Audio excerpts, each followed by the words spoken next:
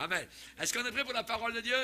Amen. On va se lever ensemble, si vous voulez bien, et on va aller particulièrement donc ce soir dans la troisième partie donc de ce grand message intitulé Jour de paye pour Playboy. Jour de paye pour Playboy, troisième partie.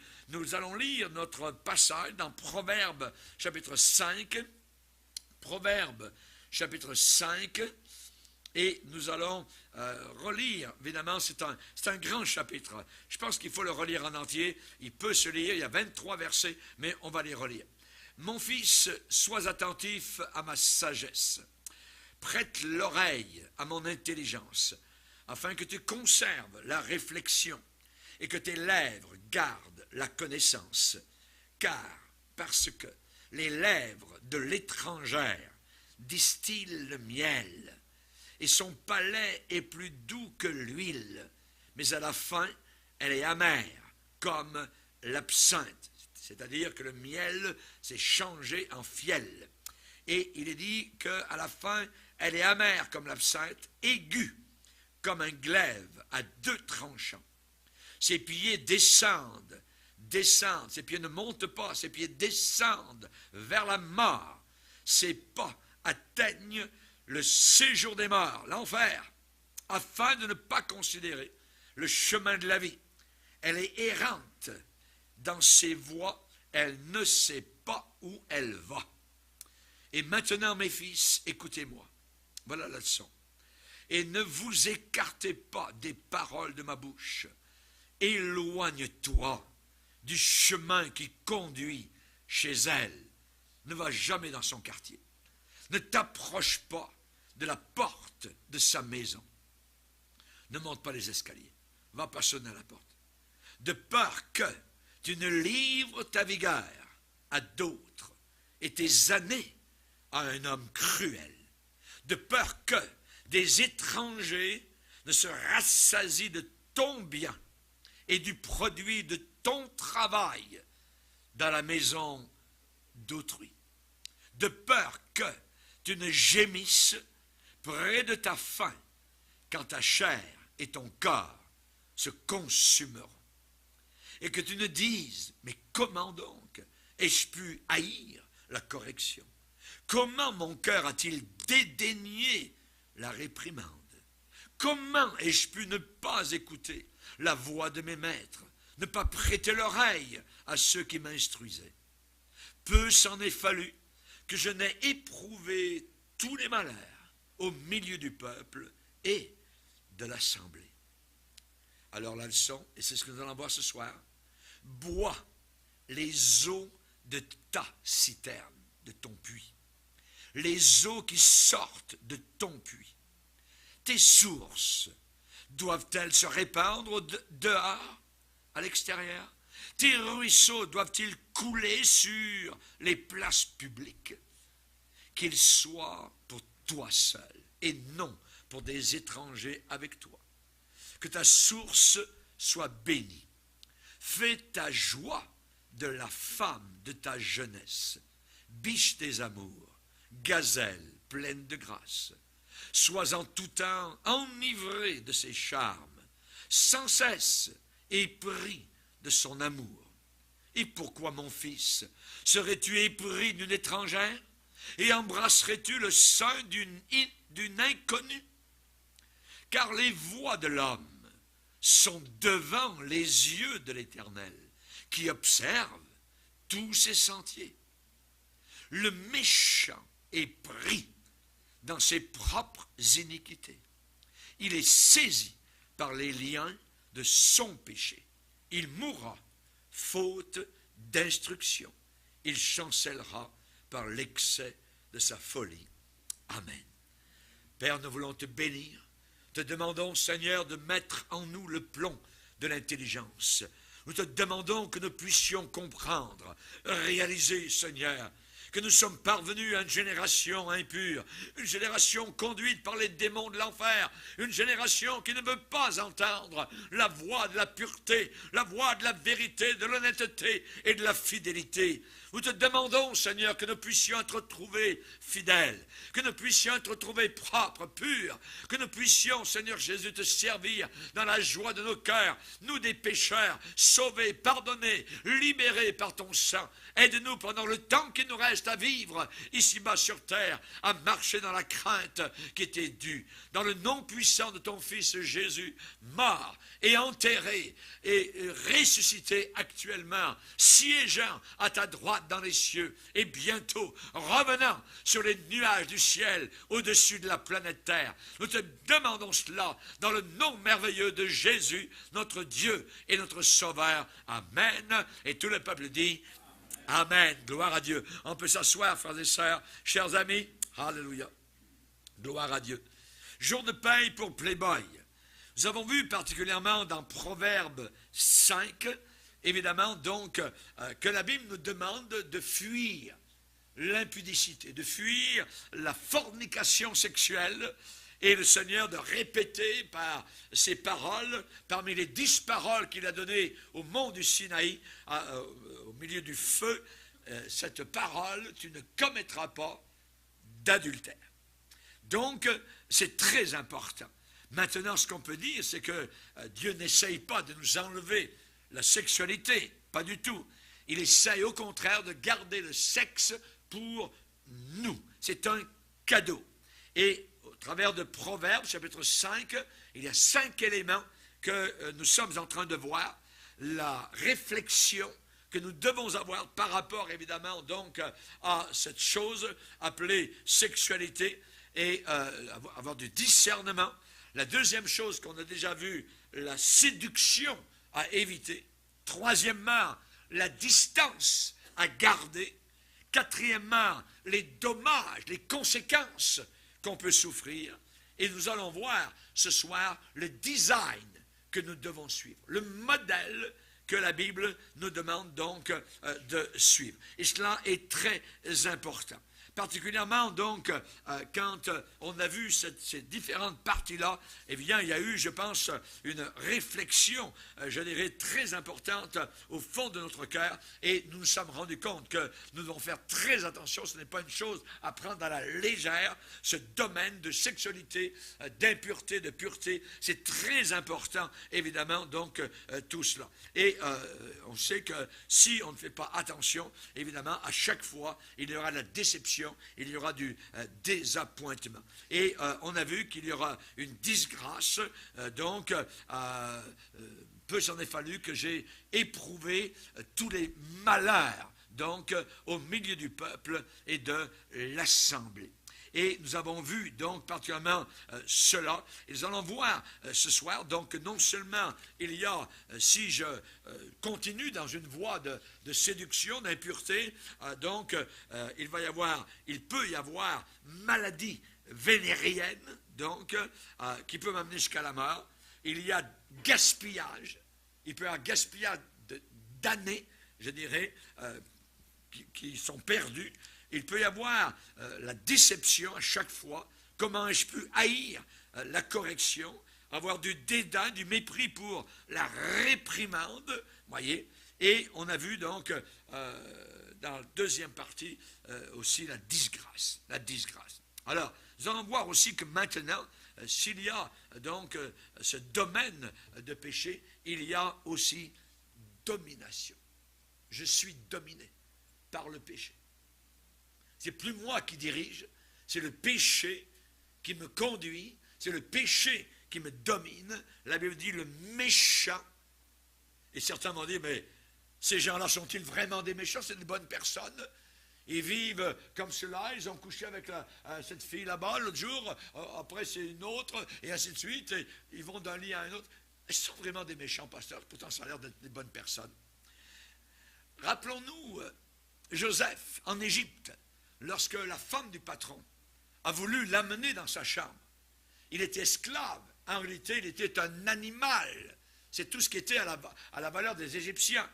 Eh bien, quand Madame Potiphar a voulu abuser de Joseph, Joseph a répondu en disant « Comment ferais-je un aussi grand mal?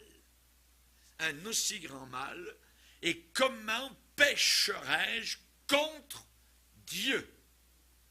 Donc Joseph a vu que s'il commettait cet acte d'immoralité, alors ce serait une disgrâce aux yeux de Dieu. Il comme lèverait le poing contre Dieu, c'est une rébellion contre l'ordre établi de Dieu, aller coucher avec donc une femme mariée, lui jeune homme. Et particulièrement, il a dit, je serai un méchant. Comment ferais-je un aussi grand mal? La méchanceté. Et ici, la Bible parle donc de ce jeune homme-là, particulièrement en disant, le méchant est pris par ou dans ses propres péchés. Oui. Dans ses propres iniquités. Il est saisi par les liens. Et chaque mot est important. Les liens, les chaînes de son péché. Je ne sais pas si vous connaissez l'histoire dans l'Antiquité du tyran de Syracuse. L'histoire du tyran de Syracuse, c'était un tyran qui régnait à Syracuse, un monarque, un roi tyrannique. Il a appelé un jour un forgeron devant son trône. Et ce despote a donné ses instructions au forgeron. Et il lui a dit, je veux te voir en train de fabriquer une chaîne. Le forgeron est allé chercher tout son attirail. Il est allé chercher ses soufflets, on se rappelle, soufflets de forge, voyez, pour attiser le feu. Il est allé chercher le marteau, l'enclume, le métal de plomb, voyez, et il a commencé, sous les yeux du tyran de Syracuse, à forger une chaîne. Quand l'ouvrage a été achevé, le forgeron a montré la chaîne au tyran de Syracuse, avec fierté et en se vantant, et a dit, voilà, monsieur, un exemple de mon travail. Cette chaîne est si forte, si solide, si puissante, que vous pourriez placer une paire de chevaux d'un côté et une paire de chevaux de l'autre côté, et qu'ils tirent dans les deux sens, et la chaîne ne casserait pas. Impossible à la casser. Savez-vous ce que le tyran de Syracuse, qui était cruel, le cruel moqueur, ce tyran sarcastique, a donné un ordre à ses serviteurs et dit, garde, saisissez le forgeron, enchaînez-le avec cette chaîne et jetez-le dans le cachot, dans la prison. Il y a quelqu'un d'encore plus cruel que le tyran de Syracuse. C'est Satan. Le diable ne peut pas nous enchaîner avec juste des petits fils. Le diable est un forgeron terrible.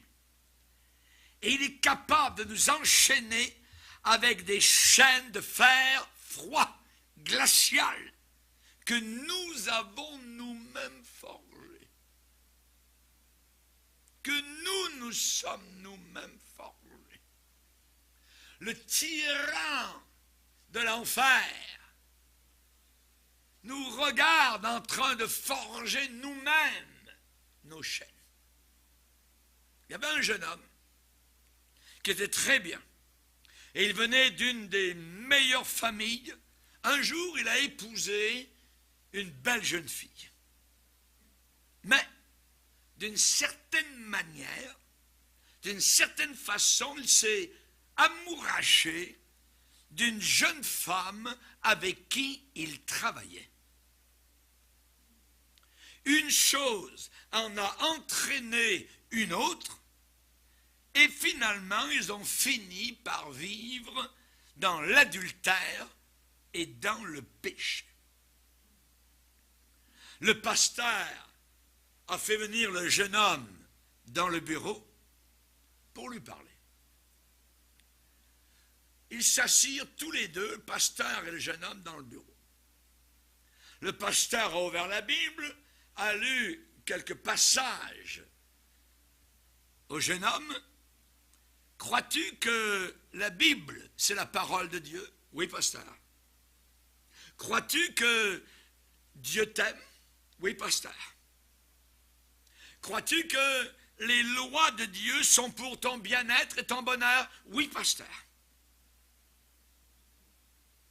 Crois-tu que Dieu va te pardonner si tu te repens? Oui, pasteur. Es-tu prêt à délaisser, à repousser la situation dans laquelle tu te trouves pour te repentir et placer toute cette situation sous le sang de Jésus-Christ? Oui, pasteur. Veux-tu maintenant te mettre à genoux avec moi? Oui, pasteur. Veux-tu maintenant demander à Dieu de te purifier, de te donner un nouveau départ? Ils l'ont fait. Le pasteur a dit, merci Jésus. Merci Seigneur. Tous les deux étaient sur leurs genoux. Le pasteur a pleuré et a prié. Le jeune homme a pleuré et a prié. Le pasteur s'est relevé ainsi que le jeune homme et lui a dit, maintenant que tu as demandé à Dieu de te pardonner et de rebâtir ton foyer, es-tu prêt à aller vers ton épouse et lui demander pardon? Es-tu prêt à aller vers ton épouse pour qu'elle te pardonne? Veux-tu que tes enfants aient véritablement un papa chrétien, quelqu'un vers qui ils pourront toujours regarder comme exemple? Oui, pasteur, je suis prêt. Merci, pasteur, de m'avoir aidé. Le jeune homme est sorti du bureau avec un grand sourire sur le visage. Le pasteur a prié dans son cœur, merci Jésus, une autre victoire de gagner. 3 ou 4 semaines plus tard, ce jeune homme était de nouveau avec l'autre femme.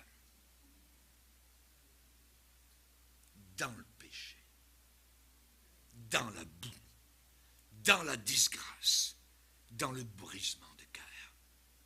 Maintenant, ce foyer est irrévocablement brisé. Le cœur du pasteur est brisé. Ce jeune homme était sincère, mais il ne comprenait pas la ténacité, la force de ce péché. Il y a des gens qui parlent aujourd'hui d'amour libre. Ces gens-là ne sont pas libres. Ils sont esclaves de la convoitise. Jésus aurait pu libérer ce jeune homme, mais il n'a pas suivi ce que le pasteur lui avait dit. Il n'a pas suivi cela. Ça aurait marché s'il l'avait fait. Jésus a enseigné quelque chose et il a dit, quand il dit en vérité, 2 fois, c'est quelque chose de très très important qui va suivre. Et il dit, le Seigneur, en vérité, je vous le dis, quiconque se livre, s'abandonne au péché, est esclave du péché. La chaîne, elle est terrible.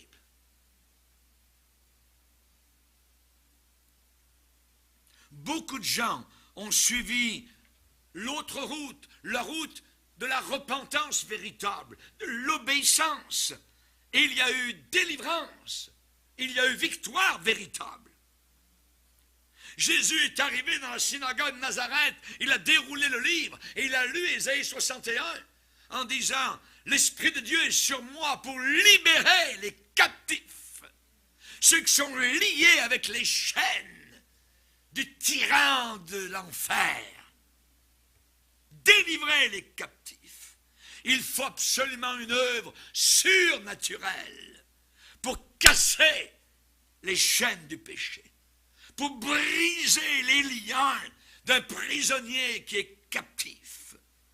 Il faut une œuvre surnaturelle de Dieu pour pulvériser les maillons de la chaîne de plomb et d'acier que le tyran de l'enfer, le forgeron de l'enfer. Gloire à Dieu pour le chrétien. On va lire un passage dans Romains chapitre 6. Romains chapitre 6.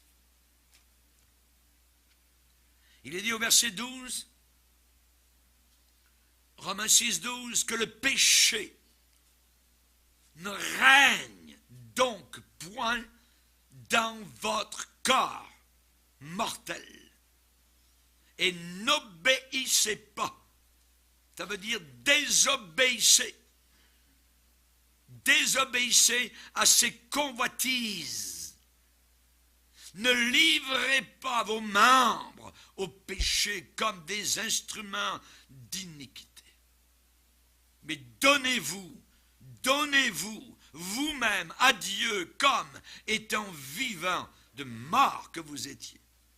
Et offrez à Dieu vos membres, votre vie sexuelle, offrez-la à Dieu comme vos membres comme des instruments de justice.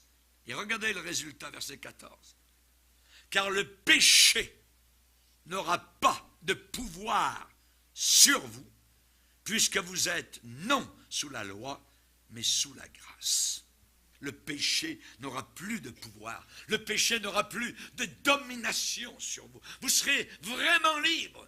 Jésus l'a dit, vous connaîtrez la vérité, et la vérité vous libérera. C'est une libération. Une autre conséquence qui peut arriver, si la personne continue, selon Proverbe 5, à avoir des rapports avec l'étrangère, c'est la mort. C'est la mort. Il mourra, faute d'instruction.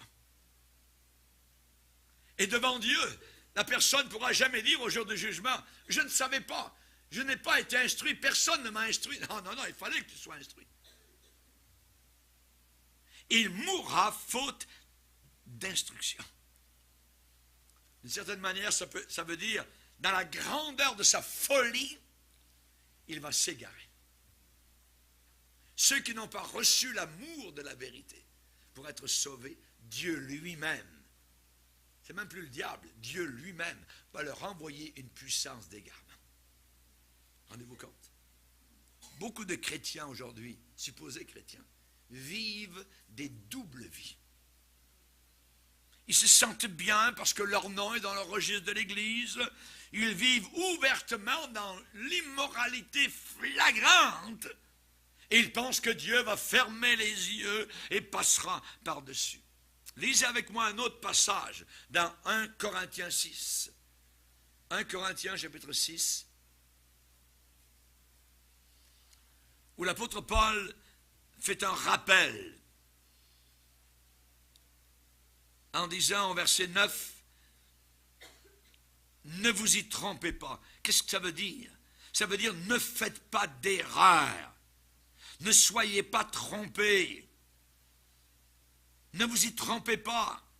Ni les impudiques, on parle de fornicateurs, les playboys, ni les idolâtres, ni les adultères, ni les efféminés, ni les infâmes, ni les voleurs, ni ceux qui aiment l'argent, les cupides, ni les ivrognes. Ceux qui disent les ivrognes, ça c'est une maladie. Ça c'est le diable qui dit ça. C'est un péché. Aucun ivrogne ne va au ciel.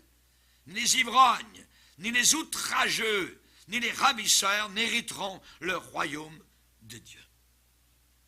Toute cette catégorie-là de personnes, ces catégories-là, ne vont pas au ciel.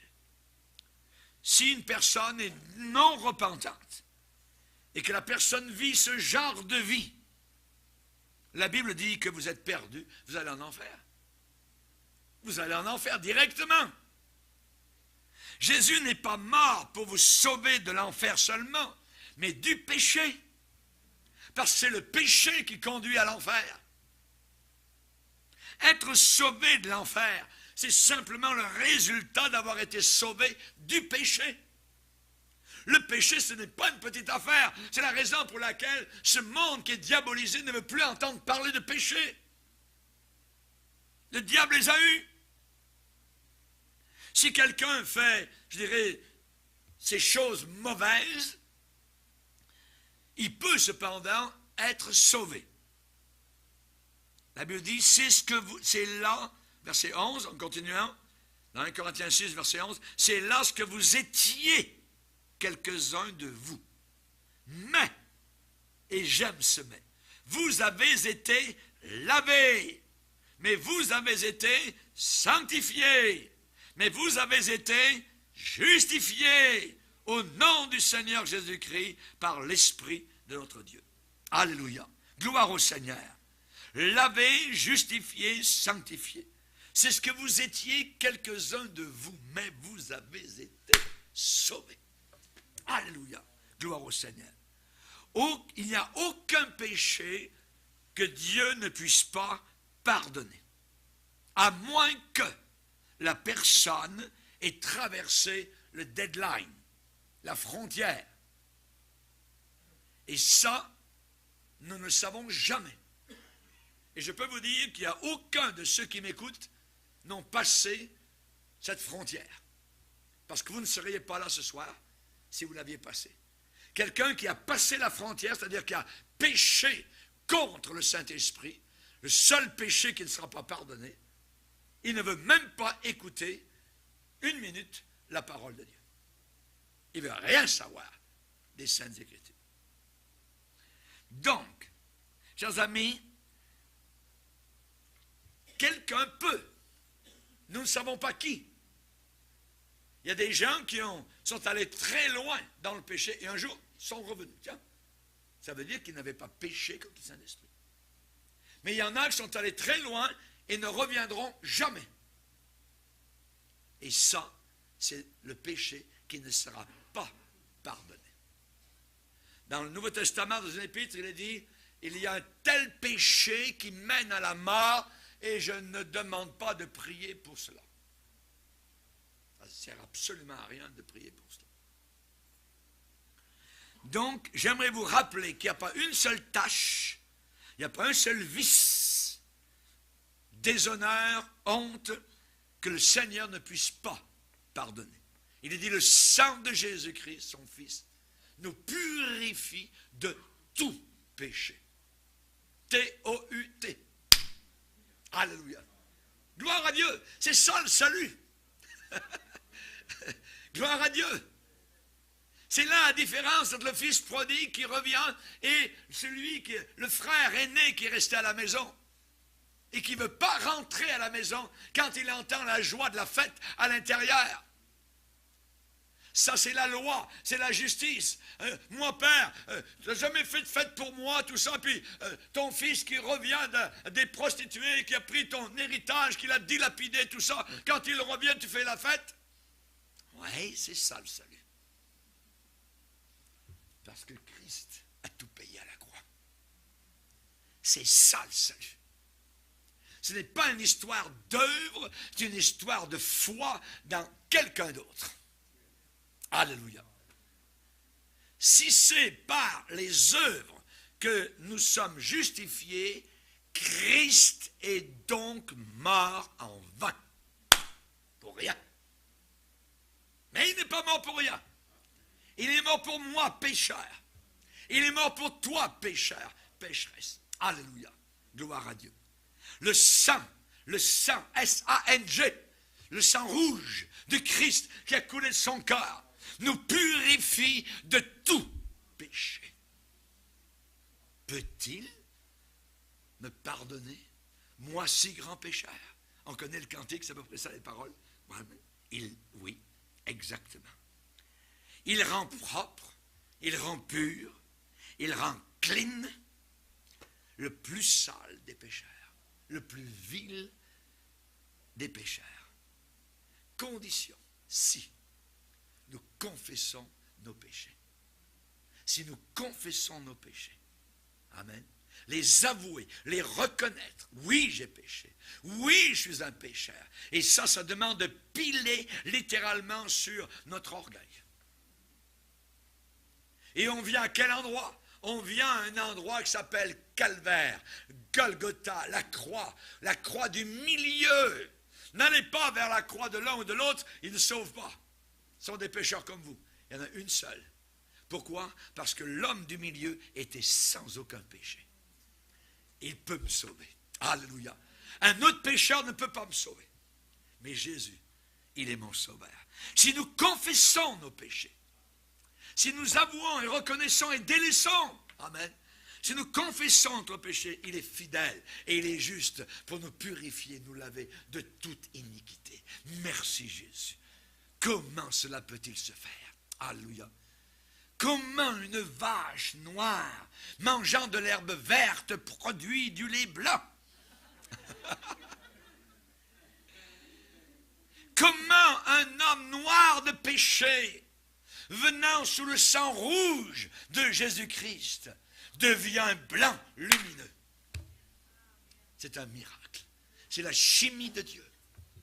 C'est la grâce de Dieu, c'est l'amour de Dieu, c'est la compassion de Dieu. Il n'est pas venu sauver des justes, mais des pécheurs. Alléluia, alléluia, gloire à Dieu. On peut être sauvé tout de suite, maintenant. Tout de suite. Zachée, Jésus est entré chez lui, ils ont parlé, Zachée est ressorti, il était sauvé. Pour être sauvé, ça ne prend pas 2 mois, ça ne prend pas 6 mois, ça ne prend une étude particulière, tout ça pour voir si, non, tout de suite. Instantanément. Amen. Souviens-toi de moi quand tu entreras dans ton règne. Jésus le Sauveur se retourne et lui dit, du haut de sa croix, aujourd'hui même tu seras avec moi dans le paradis. Alléluia. Ça c'est le salut. Ça c'est la joie. Ça c'est le pardon. Ça c'est l'entrée du ciel. Porte ouverte, pleinement. À un pécheur.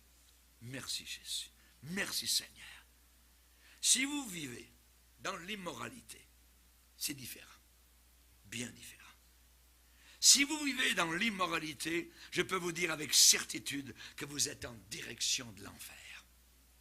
Vous êtes en direction de l'enfer. Vous n'êtes pas du tout dans la bonne direction.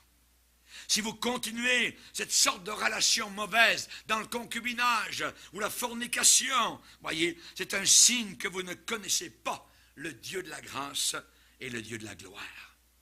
Pourquoi? Parce que la Bible dit, si quelqu'un est en Christ, il est une nouvelle création. Les choses anciennes sont passées, voici que maintenant, toutes choses sont devenues nouvelles, neuves. Alléluia. Gloire au Seigneur. Chers amis, quel sera le jour de paye final pour le playboy? Ce sera la punition éternelle en enfer. Et ce message doit être entendu partout sur les 5 continents du monde. Aujourd'hui, les jeunes gens parlent d'aller jusqu'au bout dans les relations sexuelles. Going all the way. Jeunesse, vous n'êtes pas allé jusqu'au bout. Encore. Jusqu'au moment où vous tiendrez devant Dieu, votre Créateur, au jour du jugement. La parole de Dieu dit, jeune homme, réjouis-toi dans ta jeunesse. Vas-y, livre ton cœur à la joie, à la passion, à la convoitise, pendant les jours de ta jeunesse. Marche dans les voies de ton cœur, selon les regards de tes yeux. Mais sache que, pour tout cela, Dieu t'appellera en jugement. Ils disent qu'ils veulent aller jusqu'au bout, ils ne sont pas encore allés jusqu'au bout. Le bout, c'est devant le trône du jugement de Dieu. Les gens sont libres de choisir. Les gens sont libres de choisir. Je suis libre de choisir à n'importe quel moment. Vous êtes libre de choisir, mais vous n'êtes pas libre de choisir les conséquences de vos choix. On n'est pas libre de choisir les conséquences de nos choix. Ce n'est pas, Je dirais que ce n'est pas tant les lois de Dieu que certaines personnes écrasent, mais ce sont eux qui seront écrasés eux-mêmes par ces lois. Personne n'a jamais gagné dans le jeu du péché. Tous sont des losers, des perdants. Que servirait-il à un homme de gagner le monde entier, toutes les filles du monde, tout le sexe du monde, s'il perd son âme? Le jeu n'en vaut pas la chandelle. La question c'est, seras-tu brisé ou seras-tu écrasé? C'est tout à fait différent. Le Seigneur a parlé et il a dit en parlant d'une pierre particulière, et c'est lui la pierre. Il dit, cette pierre, celui qui tombera sur cette pierre s'y brisera. Mais celui sur qui cette pierre tombera sera écrasé. C'est bien différent d'être brisé ou d'être écrasé. Maintenant, évidemment, il y a le plan de marche qui nous est donné dans Proverbes chapitre 5, je dirais le design que nous devrions suivre. Et nous allons le lire. On va passer à des choses plus, je dirais, positives. Au verset 15, il est dit, bois. Ça veut dire rafraîchis-toi. Bois les eaux de ta citerne. Les eaux qui sortent de ton puits. Bois les eaux de ta citerne. Qu'est-ce que ça veut dire?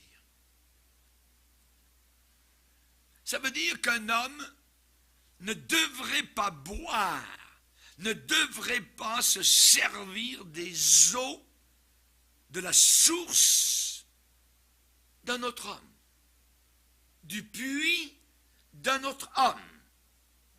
Bois les eaux de ton propre puits. Mind your business. Ça veut dire établis-toi avec une seule femme, avec un seul homme, dans le mariage. Établis ton foyer, fonde ton foyer. Dieu n'a jamais eu l'intention qu'un homme et une femme vivent ensemble, juste comme ça, jamais. Mais il y a des millions de personnes qui vivent ensemble sans aucune cérémonie légale de mariage. Quand j'étais enfant, uniquement les gens les plus bas vivaient comme cela. C'était la bassesse à cette époque. Maintenant, c'est une épidémie. Ça veut dire que toute la société est tombée très basse. C'est une rage. Il y a une femme insensée qui a déclaré « Je ne veux pas me marier parce que j'ai peur de divorcer ». C'est ridicule, totalement ridicule, une pensée semblable. Le plan de Dieu, c'est un seul homme, une seule femme, un seul amour pour toute une vie. C'est là le plan de Dieu. Ça veut dire établis-toi avec une seule épouse, une seule femme, et sois lui fidèle. Ça veut dire pose ton pied avec un seul mari et sois lui fidèle. C'est pourquoi l'homme quittera son père et sa mère, s'attachera à sa femme. Sa femme. Un. En corps, en esprit et en âme. Dieu n'a jamais eu l'intention du divorce. Jamais. Mais à cause de la dureté du cœur des hommes, il y a des divorces. Le Seigneur lui-même le déclare, et il va dire particulièrement dans Malachie au chapitre 2, je hais le divorce. Verset 16. Je hais la répudiation, dit l'Éternel, le Dieu d'Israël, et celui qui couvre de violence son vêtement, dit l'Éternel des armées. Prenez donc garde en votre esprit et ne soyez pas infidèles.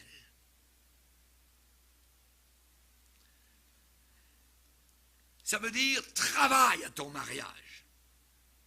Vous savez, c'est très étrange que des personnes puissent passer plus de temps à laver leur voiture, la cirer, voyez, ou regarder leur compte en banque, soigner cela, équilibrer tout cela. Ils passent plus de temps avec cela que de maintenir, de soigner leur mariage. Leur mariage. Aux yeux de Dieu, j'aimerais vous rappeler que le mariage est indissoluble aux yeux de Dieu. Que l'homme ne sépare pas ce que Dieu a uni.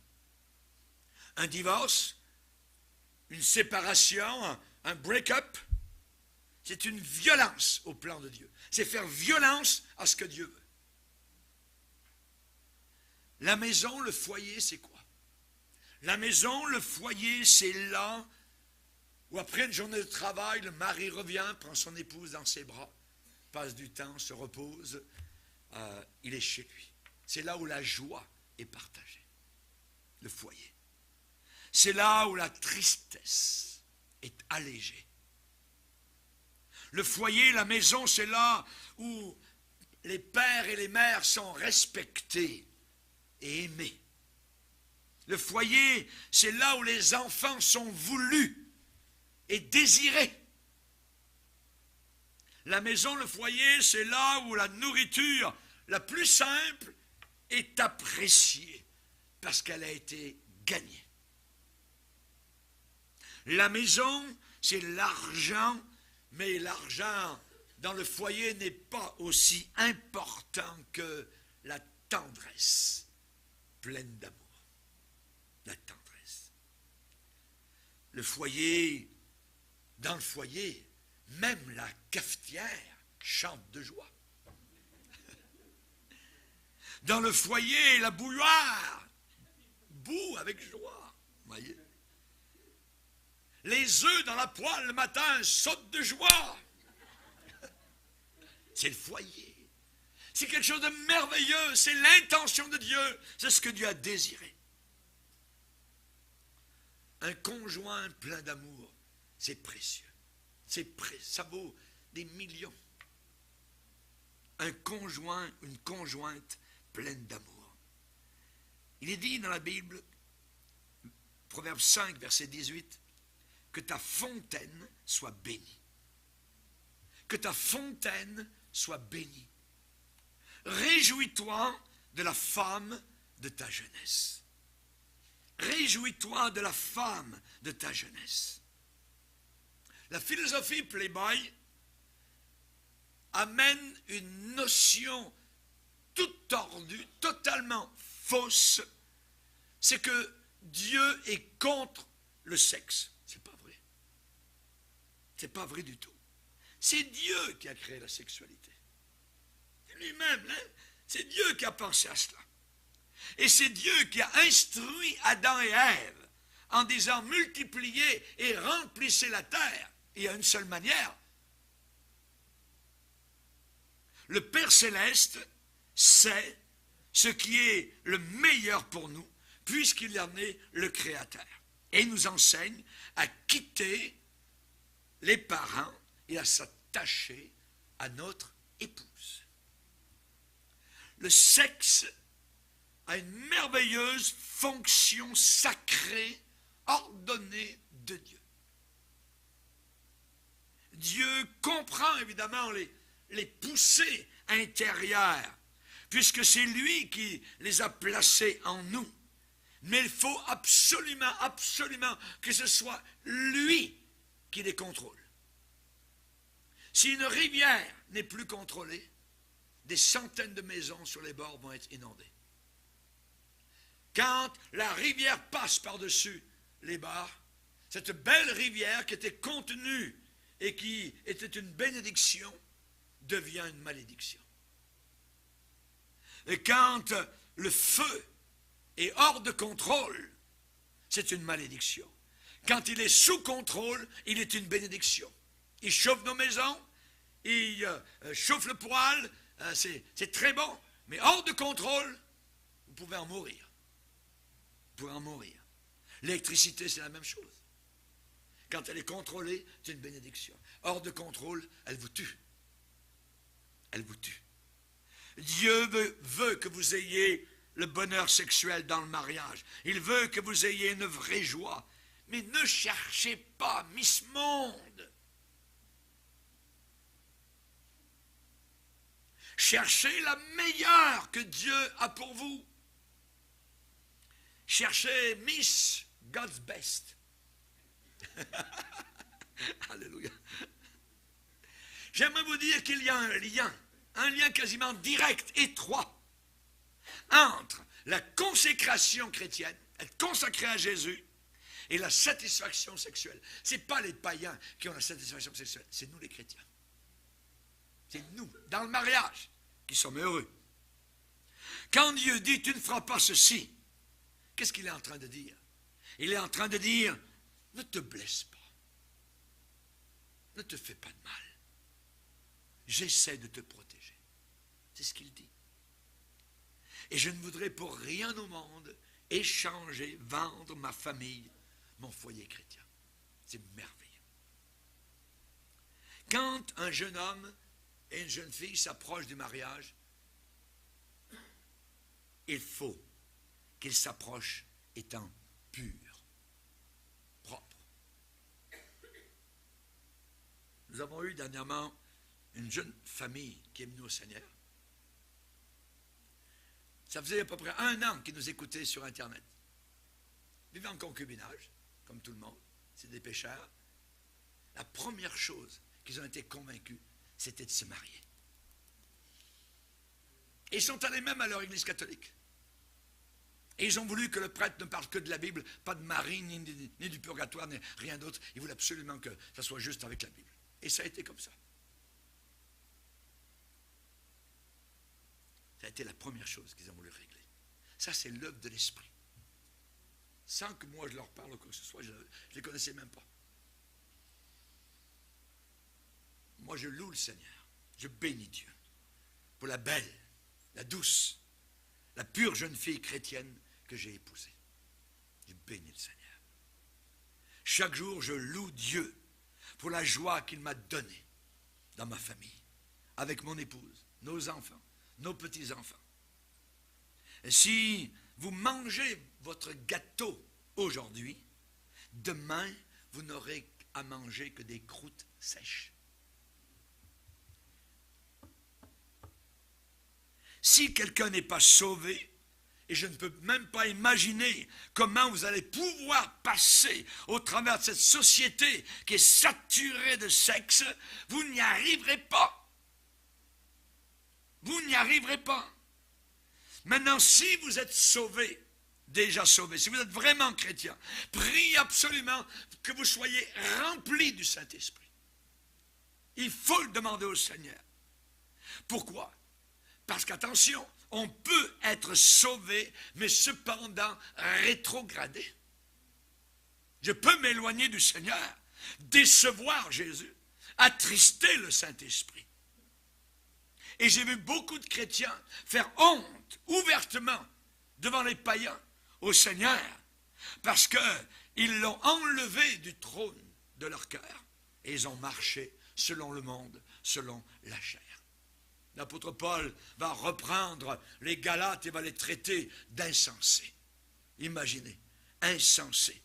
Est-ce que vous avez vu déjà votre pasteur ou un pasteur vous traiter d'insensé?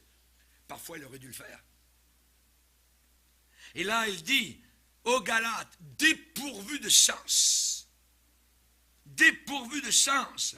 Voilà seulement ce que je veux apprendre de vous.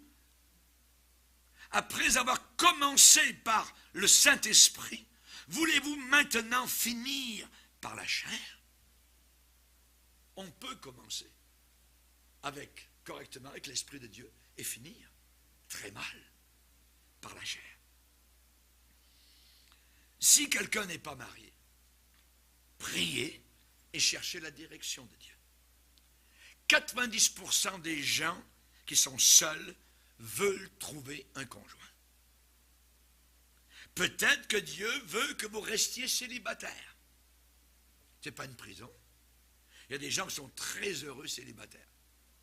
Je parlais à ma sœur avant-hier en France, et elle est célibataire, elle a 80 ans, et depuis toujours, elle n'a jamais été mariée. Elle a vécu avec aucun homme, d'après ce que je sache. Et elle a dit, mais je suis très heureuse. Je suis très heureuse. Bon, il n'y a pas de problème. Ce n'est pas un péché d'être célibataire. Peut-être que Dieu veut que vous restiez célibataire. Chacun doit décider dans son cœur, sous le leadership du Saint-Esprit, voyez, qu'est-ce qu'il va faire de sa vie. Mais dans la plupart des cas, Dieu veut que vous ayez un conjoint. Comment puis-je trouver cette personne? J'ai cherché, j'ai regardé, j'ai cherché, j'ai regardé, j'ai cherché, j'ai regardé. J'aimerais vous donner quelque chose qui va vous aider. Pour trouver, écoutez ce conseil, pour trouver la bonne personne, pour trouver la personne correcte, vous devez vous-même être la bonne personne et être la personne correcte. Vous-même. Consacrez-vous. Seigneur, je veux être la personne correcte que quelqu'un recherche. Et je vais prier dans ce sens. Si vous êtes la personne correcte, vous allez trouver monsieur correct. Vous allez trouver madame correcte. Mais vous ne la trouverez jamais dans un bar, dans un club de nuit, sur une piste de danse. Non! On a besoin de chercher quelqu'un qui est né de nouveau, qui aime la Bible, qui aime prier, et tout cela dans un environnement chrétien. Priez que Dieu vous conduise. Soyez certains d'être vous-même correct, droit, pur, propre. Si vous avez péché, vous devez le confesser. Dites-le au Seigneur. Pardonne-moi, Seigneur. Je me repens. Si vous êtes divorcé et remarié, alors prenez ce que vous avez et donnez-le à Jésus. Marchez dans l'état où vous êtes. Vous ne pouvez pas débrouiller des œufs qui ont été embrouillés. Scrambled eggs. J'ai 2 œufs. J'en casse un, touc, on le met dans le bol. J'ai l'autre, on le casse. Maintenant, quelqu'un arrive en disant, est-ce que vous pourriez remettre les œufs dans les coques? Impossible. Impossible. Vivez avec ce qui est dans le bol. Et avec la grâce de Dieu. Amen. Placez cela sous le sang de Jésus. Commencez maintenant à bâtir votre foyer chrétien. Jésus va purifier. Il va pardonner. Au milieu de cette société playboy, Dieu a un merveilleux plan pour chacun de nous. Et je prie que vous ne le laissiez pas passer.